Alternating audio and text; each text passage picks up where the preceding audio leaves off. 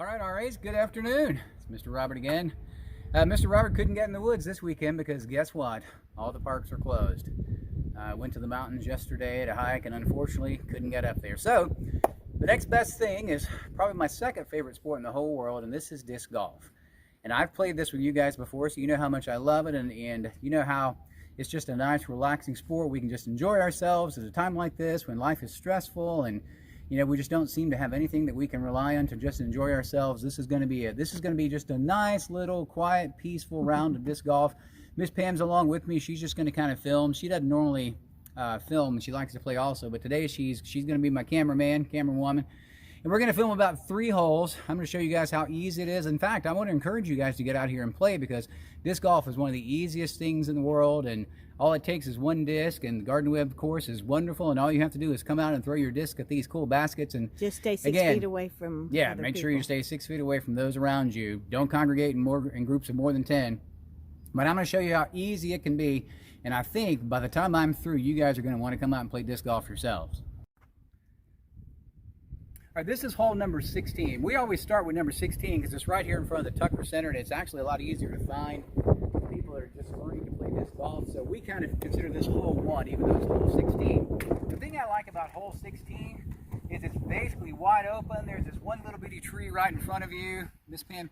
One little tree that you really don't have to worry about. I almost never hit this tree, so I just get out here and I can grip and rip on this first hole and just have a lot of fun. So this is what we're going to do. All right, Miss Pam. Here we go. All right, never mind. Here we go, Miss Pam.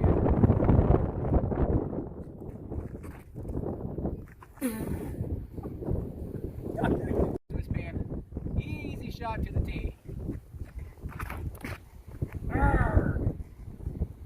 All right, that's okay.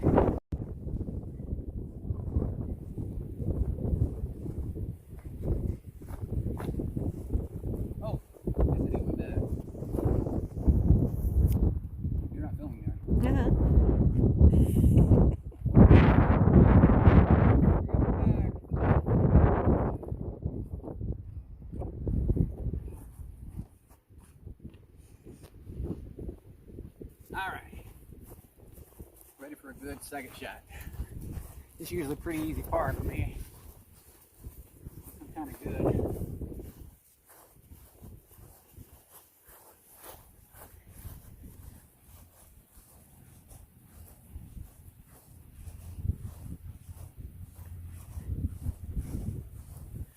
Okay, that is just an easy slide over to the basket. See the basket down there? About 160 feet from here. No problems. I'm just going to smooth it down there. Miss Pam, you got me here. Here we go. Uh-oh.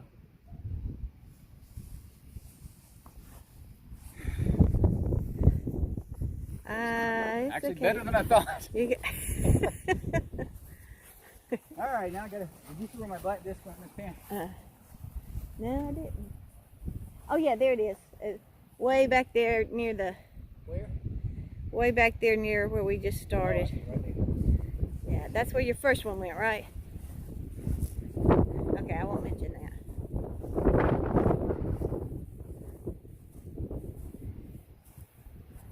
All right. Okay. I'm gonna walk on down to the basket. Make this easy par. Now, the other thing I love about playing disc golf is to get you out in nature. Look around you. Miss Pam's pan around and see how beautiful this campus is. I don't know how many of you guys can look around ever, but there is so much beauty over here, especially this time of year when all the trees are budding and there's a bird's nest up there. The flowers are starting to be pretty.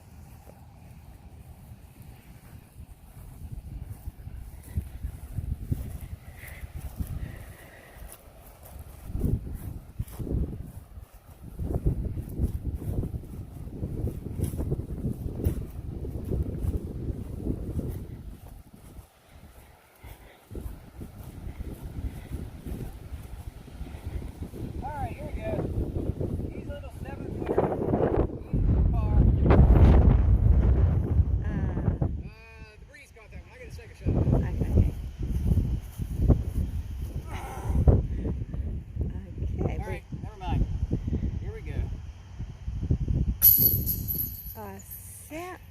No, it's All right, hey, you know what?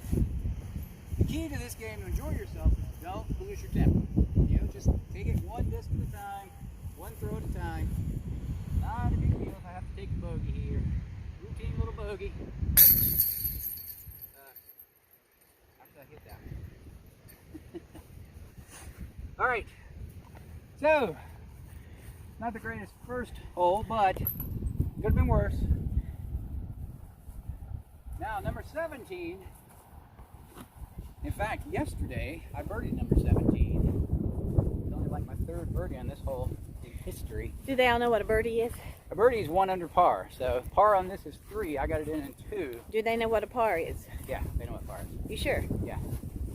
Explain it to those This who might hole, not. all the holes out of Garden Whip are par 3s. That means you get 3 strokes to get it in, 3 throws to get it in. If you get it in within those 3 throws, then you've gotten it in par.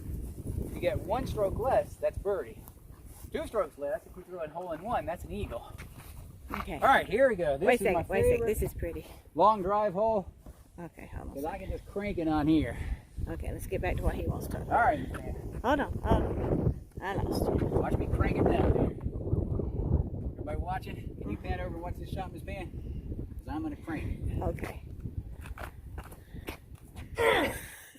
Wait a second. I got another throw. Well, I'm not laughing.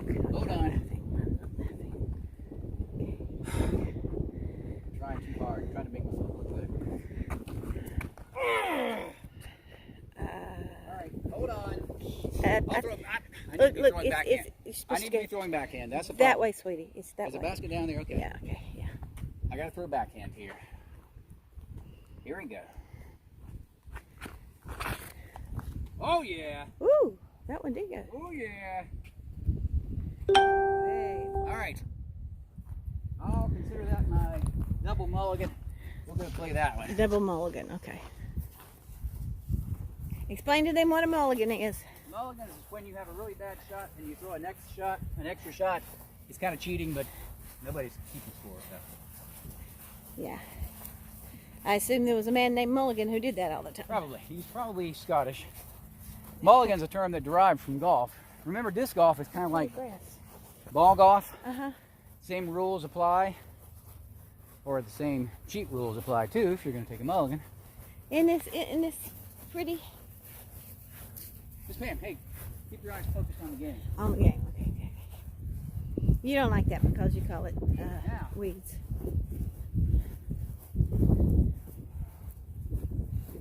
This is what I call the signature hole in Garden Whip. It's so pretty. When you come over the hill, you've got the beautiful stream in front of you. This is the original boiling spring. Which greed stole the boiling spring away from us. Okay, now this is an easy approach shot from over here. You just have to smooth one over there. This is kind of my specialty.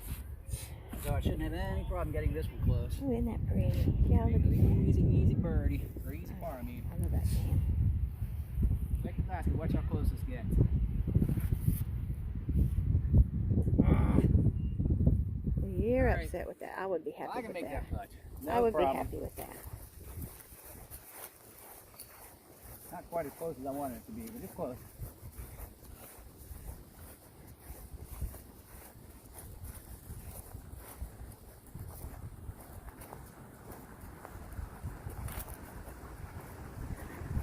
Look, we're not really sure why they put this caution tape up, but they put it up about 2 weeks ago after they cut a tree down. So we're wondering if maybe there was some kind of critter in there that Was mad that his tree was cut down? All right, here we go. Easy little par from here. You gotta throw me back from this man. Here it goes. Oh, okay. Wait a second. Okay. I'll get it from down there.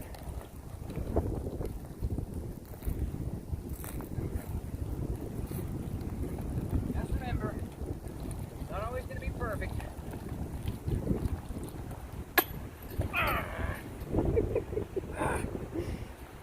I'm not laughing. Okay. You did not hear me No laugh. problem. Ooh, oh yeah, he's good. All right. He's good. They try to stay like 6 feet apart, and I'm like, oh, I'm 14 feet away from We're doing social distancing. We see the guys over here, but I made Robert stay far away from them.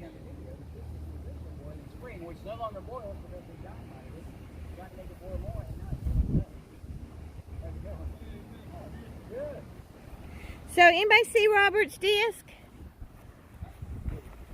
Oh, I'm sorry. Hey Luke, will you go over there? James, will you go right over there? Yeah, his disc is in there somewhere. And then just say, whoa, Miss Pam, Mr. Robert, You see it? You see it, James? You see my disc, James?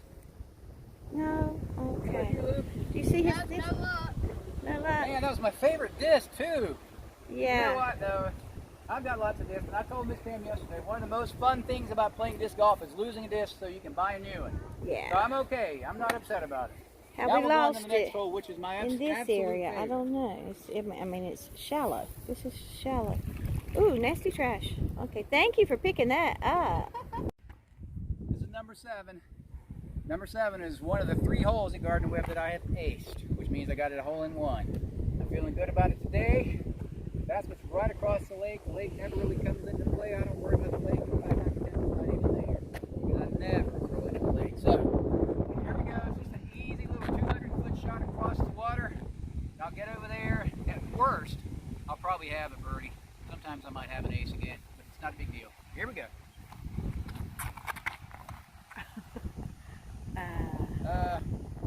Okay. Never mind. That's okay. You sure you want to throw one? Let's turn it off for just a second, Miss Pam. Okay. Go, Miss Pam. Another mulligan? Easy little mulligan across the water. Not a problem.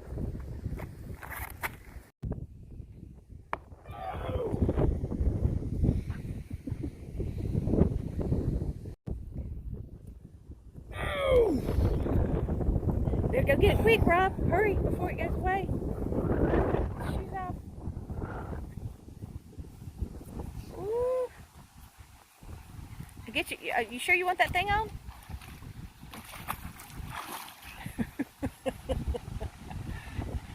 Okay. Okay. Well, that's the first time I've put it in the lake in a long time. But, you know what? I'm still not angry. I'm only 60 feet or so away. Pretty easy. That's right there. I'll be right on top. Okay. Well, you made it across. You did the water.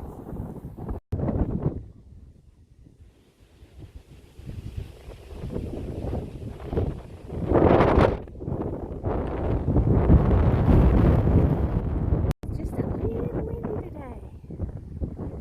See the water?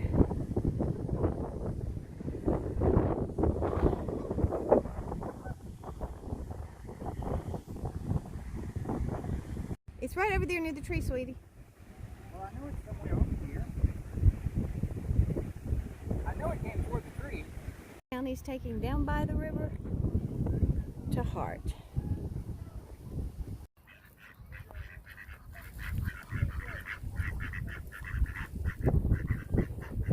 You guys really should not be laughing at Robert. That's just not nice. All right, RAs, here I am. Made it across the lake. Number 7, a little easy par from here. Now, the important thing that I wanted to teach you guys today was the importance, and remember we talked about this when we were doing the RA Olympics, is the concept of being a good sport. No matter what happens, no matter how difficult things get on the court or on the field or wherever, you just want to be a good sport. You want to keep your cool about you. You don't want to lose your temper. You know, this is just a time out to enjoy ourselves and have fellowship and not a time to be stressed. So no matter what happens here, I'm just going to have fun. So remember, it's all about good sportsmanship. Mm-hmm. Easy little par from right here. Yeah, good luck.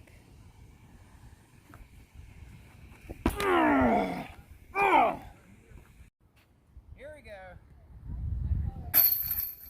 You got it. Excuse me, Mr. Ducks. Have y'all seen Robert's disc? No? You sure? It's around there somewhere.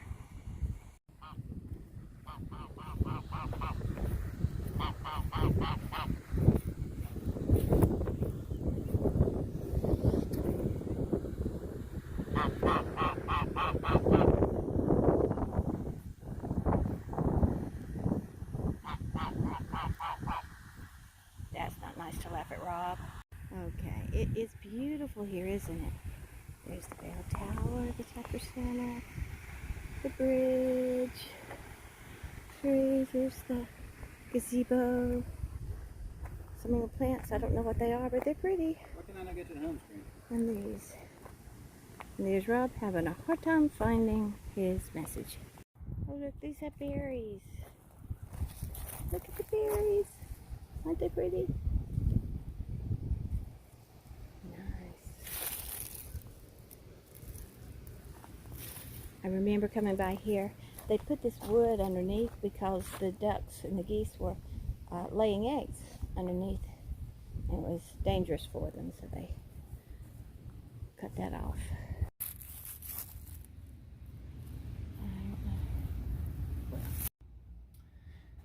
Well, guys, I've had a lot of fun showing you how to play disc golf. Wasn't my best round of disc golf. I've played a lot better before, but I was still a good sport through the whole thing. Didn't lose my temper. I think the video is going to show that. Okay, well, maybe I did lose my temper a little bit. But I want to talk a little bit about this whole virus thing. I know that most of you have been at home for several weeks. Your moms and dads may be at home, grandmas and grandpas. You can't go to the store, you can't buy toilet paper, you have to wash your hands all the time. It's just a really strange and weird time in the history of our country. And it reminds me, or it has reminded me, as I've kind of gone back and looked at the scripture, of a time in Israel's life when they, as a nation, felt like their lives were unsettled.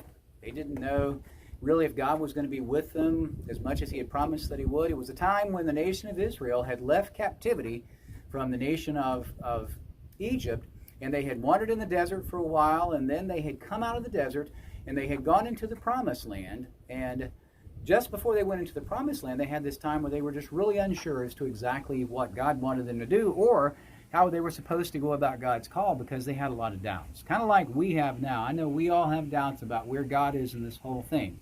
Why is God allowing all these people to get sick? Why is God allowing some people to die? Why is God allowing this virus to spread around the whole world and be a difficult time in the lives of so many people? This is what God said to the nation of Israel. He said in Deuteronomy 31:6, "Be strong and courageous. Do not be afraid or terrified because of them or it, for the Lord your God goes with you. He will never leave you or forsake you." God's promise to the nation of Israel was, no matter what they were going through, what challenges they might face, and remember the challenges they faced in going into the promised land were many. They had the challenge of fighting giants. They had the challenge of people that were already more prepared militaristically than they were. They had the challenge of not knowing the area really well. They really have the challenge of probably being smaller and having a smaller army. But God told them in the midst of all that challenge, don't be afraid, don't be discouraged. I will be with you no matter how difficult things are. It's the challenge it's the confidence that he gives us today in the midst of this coronavirus. And again, I know we're all going through difficult times. We're all wondering why we have to and why life is so weird right now. But it's God's reminder to us that no matter what we're going through in life, he's never going to leave us or forsake us. What he wants to do is to help us get through this so that when we're through it, we can look back and say, God led me through no matter how difficult it was. I've told you guys that one of the things we can do as we're facing challenges like this is, of course, to focus on him, but also to get involved in serving others. I want you to think about some things you can do to help maybe the elderly. Send them a nice card. Send them a nice note of encouragement. Maybe you can walk over to a neighbor's house and stand on their front porch and ask them if there's anything that you could do for them that doesn't mean getting within 6 feet. Maybe you can just call somebody. Send them a video. Text them. Maybe it's just something as simple as saying, hey, I'm praying for you, praying for your family. If there's something I can do, especially after these bans have been lifted, I'll be more than happy to do it. What I want you to do also, and this is the reason I came out to play disc golf today, was to get outside.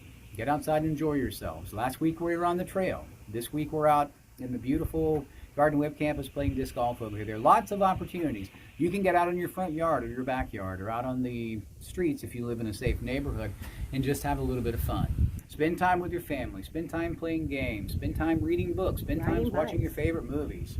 What'd you say, Miss Pam? Riding bikes. Riding bikes. Anything that you can do to spend time with your family. Because family, faith, and friends will help us make it through this difficult time just like they will through other times. So, this is Mr. Robert and Miss Pam saying thanks for joining us this week. I'm going to play one more hole just to have fun, and I'll talk to you guys next week. I think your last one went right down over that hill. What happened? It was right over there. Oh, my. Yeah, the last one you threw. Oh, the disc? Yeah, it's there.